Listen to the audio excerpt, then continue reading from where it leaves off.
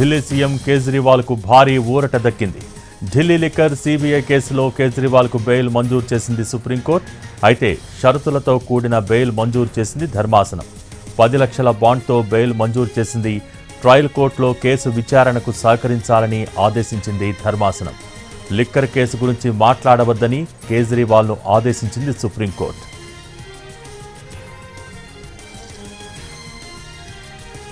ఈ ఏడాది మార్చి 21న కేజ్రీవాల్ను Delhi liquor policy కేసులో అరెస్ట్ చేసింది ఈడీ. అయితే ఈడీ కేసులో ఇప్పటికే మధ్యంతర బెయిల్ మంజూరు చేసింది సుప్రీంకోర్టు. అయితే ఇప్పటి వరకు సిబిఐ కేసులో బెయిల్ రాకపోవడంతో ఇంకా జైల్లోనే ఉన్నారు ఢిల్లీ సీఎం. జూన్ 27 నుంచి సిబిఐ జ్యుడిషియల్ కస్టడీలోనే ఉన్నారు అరవింద్ కేజ్రీవాల్.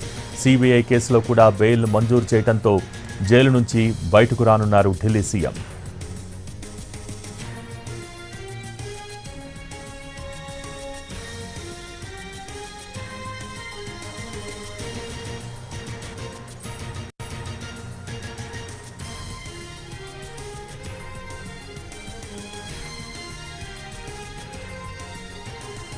ఢిల్లీ సీఎం కేజ్రీవాల్కు భారీ ఊరట దక్కింది. ఢిల్లీ లిక్కర్ సిబిఐ కేసులో కేజ్రీవాల్కు బెయిల్ మంజూరు చేసింది సుప్రీంకోర్టు. దీనికి సంబంధించి పూర్తి డీటెయిల్స్ మా ప్రతినిధి రాజు లైవ్ ద్వారా అందించేందుకు సిద్ధంగా ఉన్నారు. రాజు, ఎటువంటి షరతులు విధించింది సుప్రీంకోర్టు బెయిల్ ఇచ్చే సమయంలో? దీనికి సంబంధించిన పూర్తి డీటెయిల్స్ ఏంటి?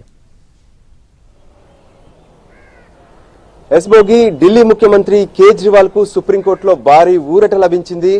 ఏ విధంగానైతే అంటే ఢిల్లీ లిక్కర్ కేసుకు సంబంధించినటువంటి వ్యవహారంలో మొదట ఈడీ మార్చి 21వ తేదీన అరెస్ట్ చేసింది. ఆ తర్వాత జూలై నెలలో ఏ విధంగానైతే దీనికి సంబంధించినటువంటి పూర్తిగా కూడా అంటే సిబిఐ జూన్ 26న అరెస్ట్ చేస్తే జూలై 12న ఈడీ కేసులో కేజ్రీవాల్కు బెయిల్ లభించింది. కానీ సిబిఐ కేసులో బెయిల్ రాకపోవడంతో ప్రస్తుతం తిహార్ జైల్లోనే కేజ్రీవాల్ ఉండాల్సినటువంటి పరిస్థితి నెలకొంది. అయితే ఈ విషయంలో కూడా మొదట ట్రయల్ కోర్టుకు వెళ్లారు, ఆ తర్వాత హైకోర్టుకు వెళ్లారు. హైకోర్టు, ట్రయల్ కోర్టు 2 కోర్టులు కూడా బెయిల్ నిరాకరించడంతో ఇక సుప్రీంకోర్టులో బెయిల్ కోసం సుప్రీంకోర్టును ఆశ్రయించారు ఢిల్లీ ముఖ్యమంత్రి కేజ్రీవాల్. వాస్తవానికి అంటే దాదాపు 5.5 నెలలుగా ఢిల్లీ ముఖ్యమంత్రి, దేశ రాజధానిగా చెప్పుకునేటువంటి ఢిల్లీ ఇక్కడ ముఖ్యమంత్రిగా ఉన్నటువంటి కేజ్రీవాల్ జైల్లోనే ఉన్నారని చెప్పుకోవచ్చు. గత చరిత్రలో ఎప్పుడు కూడా ముఖ్యమంత్రి పదవిలో ఉండి జైల్లో ఇన్ని రోజులుగా ఉన్నటువంటి వ్యక్తులు ఎవరూ కూడా లేరు. అయితే ఓవరాల్ గా కూడా ఈరోజు బెయిల్ ఇవ్వడానికి గల ప్రధాన కారణాలను కోర్టు స్పష్టంగా చెప్పింది. అంటే ఈ కేసుకు సంబంధించినటువంటి వ్యవహారంలో ఇప్పటికే దాదాపు 2 ఏళ్ళు అవుతుంది. ఎందుకు ఈ కేసు పూర్తిగా కూడా ముగించలేకపోయారనే విషయాన్ని కూడా సుప్రీంకోర్టు ధర్మాసనం ప్రశ్నించినటువంటి పరిస్థితి కనిపించింది. ఇక దాంతో పాటు ఏదైతే ఈ కేసుకు సంబంధించినటువంటి వ్యవహారంలో సుదీర్ఘంగా జైల్లోనే ఉండడం అనేది ఖచ్చితంగా వాళ్ళ హక్కులను కాలరాయడమే అవుతుంది. అందుకోసమే బెయిల్ ఇస్తున్నామన్న విషయాన్ని కూడా సుప్రీంకోర్టు ధర్మాసనం స్పష్టం చేసింది. వాస్తవానికి ఢిల్లీ లిక్కర్ కేసుకు సంబంధించినటువంటి వ్యవహారంలో మొదట అంటే ఏదైతే ఎన్ఫోర్స్మెంట్ డైరెక్టరేట్ ఈడీ అంటే మార్చి 21న కేజ్రీవాల్ను అరెస్ట్ చేసినటువంటి క్రమంలోనే దాదాపు 10 రోజుల పాటు ఈడీ తమ కస్టడీలో ఉంచుకొని ఇంట్రాగేషన్ చేసింది. ఆ తర్వాత జ్యుడిషియల్ రిమాండ్కి పంపించారు. అయితే గత జూలై నెలలోనే బెయిల్ లభించినప్పటికీ కూడా సిబిఐ అదే సమయంలో అరెస్ట్ చేయడం జరిగింది. అంటే ఈ విషయాన్ని కూడా కొంత సుప్రీంకోర్టు ధర్మాసనం ఏ విధంగానైతే తప్పుపట్టినటువంటి పరిస్థితి కనిపించింది. అంటే ఈడీ కేసులో బెయిల్ వచ్చేటటువంటి క్రమంలో సిబిఐ కావాలనే కేజ్రీవాల్ను నిరాశపరచడానికే అరెస్ట్ చేశారా అనే విషయాన్ని కూడా స్పష్టం చేశారు. అంతేకాదు ఇప్పుడున్నటువంటి పరిస్థితుల్లో ఖచ్చితంగా బెయిల్కు అర్హుడే.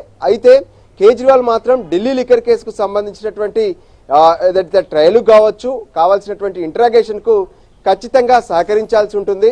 దానికి అనుగుణంగా అటు సిబిఐ ఎప్పుడైతే విచారణ కోసం ఏదైనా నోటీస్ ఇస్తే హాజరు కావాల్సి ఉంటుంది. అంతేకాదు ట్రయల్ కోర్టుగా ఉన్నటువంటి రౌజ్ ఎవెన్యూ కోర్టుకు కూడా తను నోటీసుల ప్రకారం హాజరు కావాల్సి ఉంటుందనే విషయాన్ని స్పష్టం చేశారు.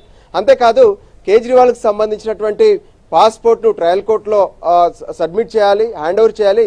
దాంతోపాటు 10 లక్షల షూరిటీ, మరోవైపు 2 షూరిటీ సంతకాలు కూడా చేయాలనే విషయాన్ని కూడా సుప్రీంకోర్టు ధర్మాసనం కండిషన్స్లో పెట్టింది.